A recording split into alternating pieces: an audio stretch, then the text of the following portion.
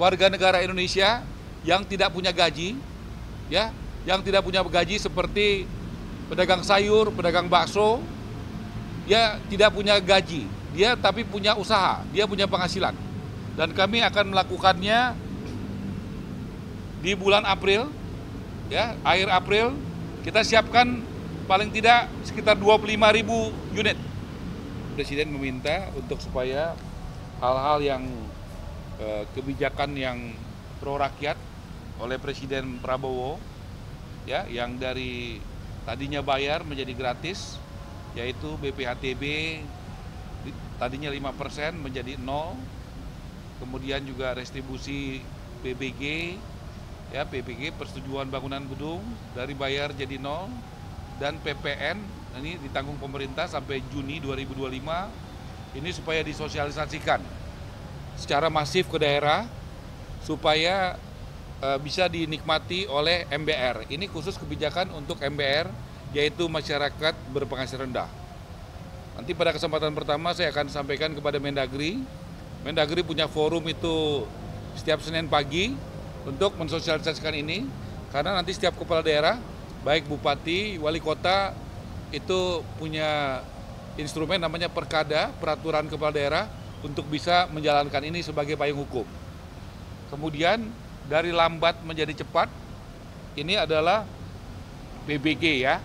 PBG itu dulu 45 hari, tapi misalnya di Subang itu bisa tidak sampai 1 jam, di Gianyar bisa 14 menit, kemudian di Badung juga bisa 17 menit, Badung ini di Bali, Sumedang juga bisa 53 menit, dan Tangerang 59 menit. Jadi Presiden Prabowo sangat pro kepada rakyat kecil, bagaimana kebijakan ini yang tadinya bayar jadi gratis, dan yang tadinya lama jadi cepat. Dan ini diminta untuk disosialisasikan dan dijalankan oleh semua kepala daerah di seluruh Indonesia.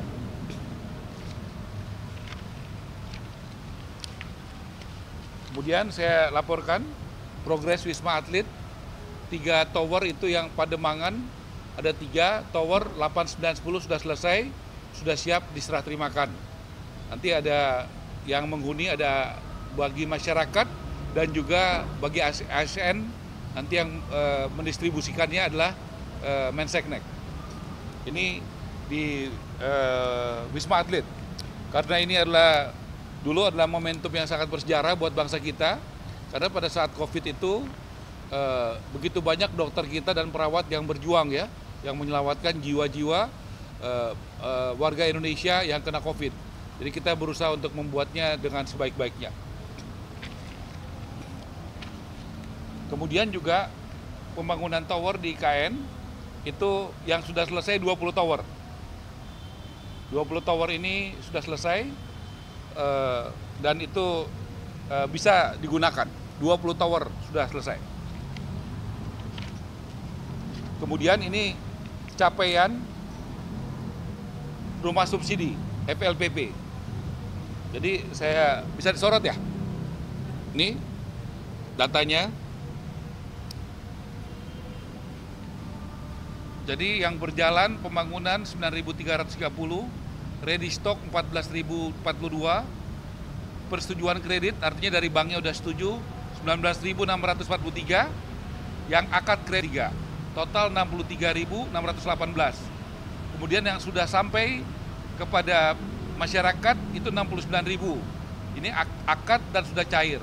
Akad Tapera khusus PNS yang sudah terbangun dan akad 1.384. Jadi totalnya 134.937. Ini bank penyalurnya, ya.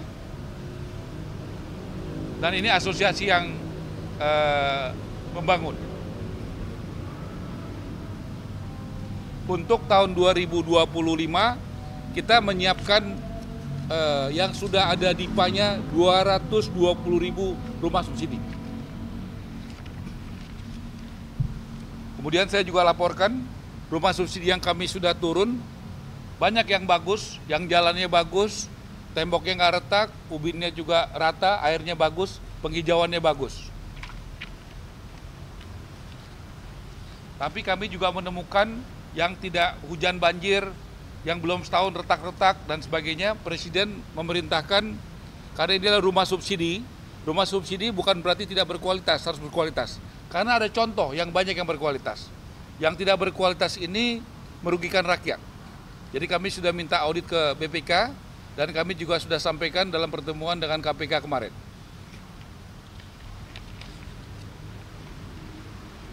Kemudian kami laporkan, kami sudah melakukan groundbreaking dengan TNI Angkatan Darat. Ini dengan TNI Angkatan Darat, kami melakukannya di Serang. Total 5.760 unit. Ya, itu ada di beberapa tempat, yang ada di Brebes, ya, ada di Bogor, ada di Bantul, ada di Bekasi, dan ada di Serang. Kemudian juga kami sudah melakukan groundbreaking dengan Polri, dengan Bapak Kapolri di Kerawang. Total itu 14.389 unit. Nah ini, saya pikir teman-teman sebagian juga hadir. Kemudian doakan, mohon doanya, kita tanggal 25 Maret itu akan memulai menyerahkan kunci. Jadi bukan groundbreaking ya, menyerahkan kunci kepada guru-guru. Kita akan buat tanggal 25 Maret. Ada di Bogor, ada di Makassar, ada di Aceh dan Medan, ada di Pontianak, ada di Kupang, ada di Bangkalan, Madura, ada di Jayapura. Totalnya kita 20.000 unit rumah. 20.000 unit rumah, dan nanti pada saat penyerahan kunci simbolis pada tanggal 25 Maret, total itu sekitar 250 rumah. Sekitar 250 rumah. Kemudian kami sudah meminta waktu Presiden untuk bulan depan hadir pada saat penyerahan kepada warga negara Indonesia yang tidak punya gaji, ya, yang tidak punya gaji seperti pedagang sayur, pedagang bakso, dia tidak punya gaji, dia tapi punya usaha, dia punya penghasilan.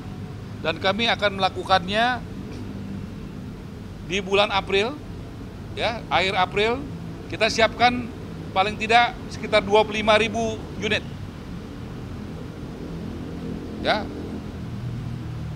Ini akan kita buat sekitar tanggal 25 April di Jawa Barat, Jawa Tengah, Sulawesi Selatan, Sumatera Selatan, Kalimantan Selatan, Nusa Tenggara Barat, dan masih banyak lagi daerah lainnya. Rencana kita akan pada saat akad, pas acara, paling enggak 1.000 orang, 1.000 kita akan serahkan. Tapi totalnya kita siapkan 29.000. Ya, secara bertahap. Tapi pada acara kita akan siapkan 1.000 unit minimal.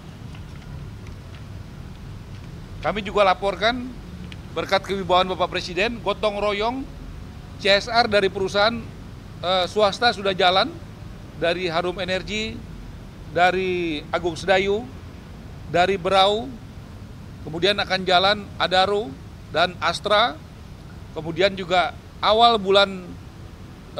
pertengahan bulan depan, bulan April, kita akan mulai merenovasi paling tidak 500 dari Buddha Suci, Yayasan Buddha Suci, dan 200 dari Kadin di Tanah Tinggi. Itu sekitar tanggal 14 April kita akan mulai itu.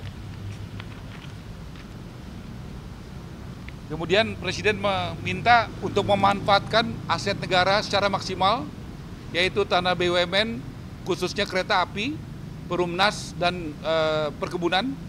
Kemudian juga di Dirjen Kekayaan Negara di bawah Kementerian Keuangan. Itu yang paling cepat kita, yang ex-BLBI, yang ada di Lipo Karawaci.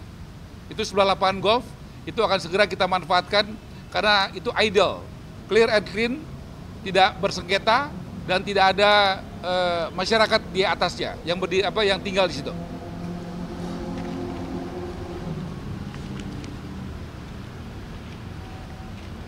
Kemudian saya juga sudah laporkan sesuai Undang-Undang Cipta Kerja itu harus dibentuk Badan Percepatan Penyelenggaraan Perumahan BP3.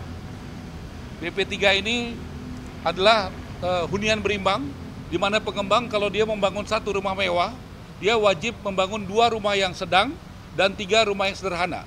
Ini untuk mengedepankan keadilan sosial. Jadi ini sangat penting bagaimana Bapak Presiden selalu dengan Pancasila dan Konstitusi ada keadilan sosial. Jadi BP3 ini akan segera kita bentuk supaya ini bisa berjalan soal keadilan. Saya rasa itu, terima kasih teman-teman. Saya rasa cukup ya.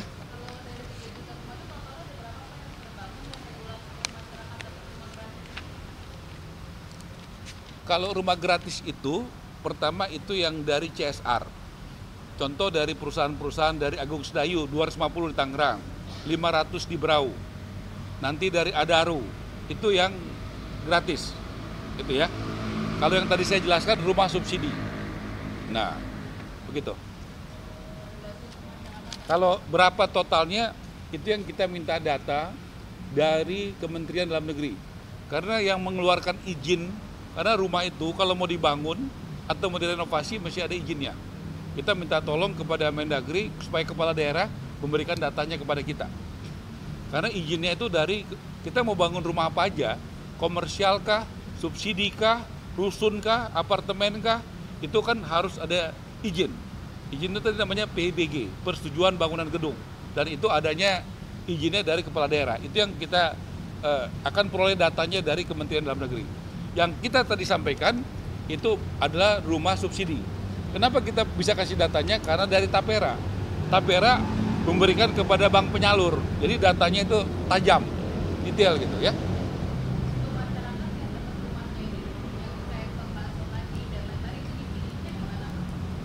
Tentu ada mekanisme bank, dia tidak punya gaji, tapi punya penghasilan.